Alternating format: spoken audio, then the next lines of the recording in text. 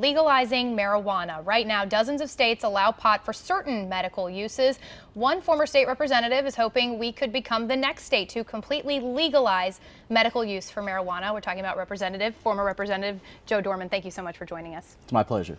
So now, this same movement tried and failed back in 2014, didn't get anywhere close to enough signatures for getting this on the ballot. Where do things stand in that regard now? Do you have enough signatures?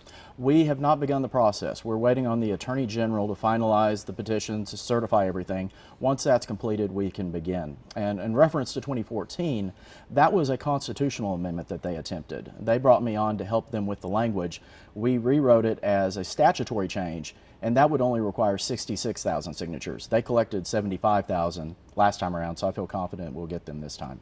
State drug agents tell us that they support medical marijuana for specific uses in specific forms, but they told us when it comes to fully legalizing medicinal marijuana, this is their quote, they say physicians can prescribe marijuana without the patient needing to get high, smoking it, and calling it medicine. So they say they're concerned about the following. They're concerned about an increase in use by kids. They're concerned about overdoses from edibles, and they're concerned about the increases in fires from producing this, and the cannabidiol oil, any different kinds of oil, also just growing pot in our state.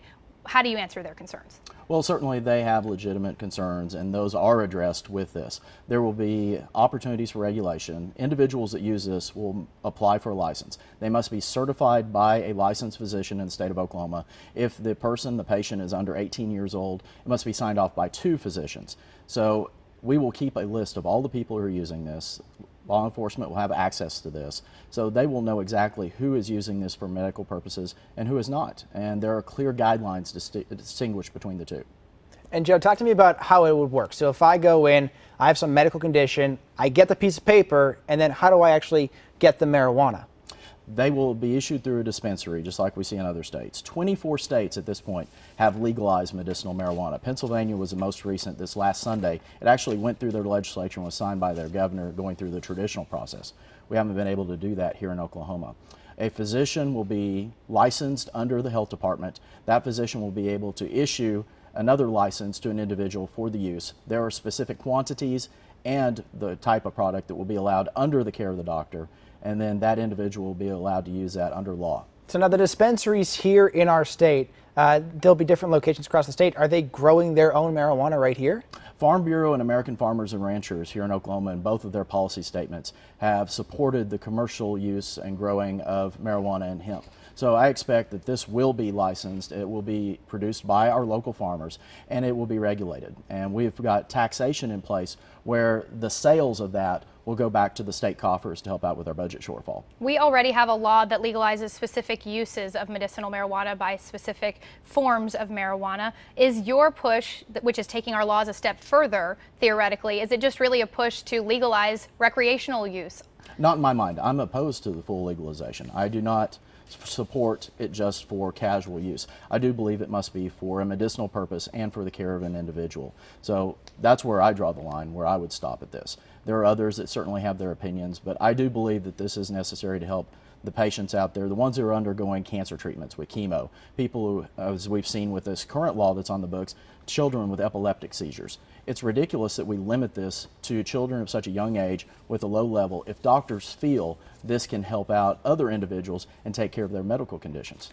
And I want to ask you about one of the topics people often bring up with this, and that is cutting the dependence on painkillers or opioids. It's certainly a large problem here, devastating communities across Oklahoma with that dependence on it. And so some people see marijuana as a potential pain management alternative here. But at the same time, we're trying to tell kids no to drugs, promote treatment and recovery. How are those two things not opposed? That's where we have to look at this and view this as a type of treatment for a medical condition. This has been stigmatized for years. It goes back to the Nixon era. It's a Schedule I drug that was passed by Congress. That's what's limited the medical research on this and prevented opportunities for further use with medical conditions. We need to get the government off of this and allow doctors to do their job. I fully support allowing doctors to have the opportunities to treat medical conditions, and politicians and bureaucrats shouldn't stand in the way of that. We are limited on time, but I do want to ask you, you mentioned the Attorney General, Scott Pruitt, and the fact that he needs to sign off on this, but he's been vehemently opposed to the legalization of marijuana, so much so that he's suing Colorado for their laws now that have relaxed marijuana laws in their state. So are you concerned that that will be a stumbling block for your petition? Well, we'll see if Scott does his job or he lets his personal views get in the way. I hope he does his job.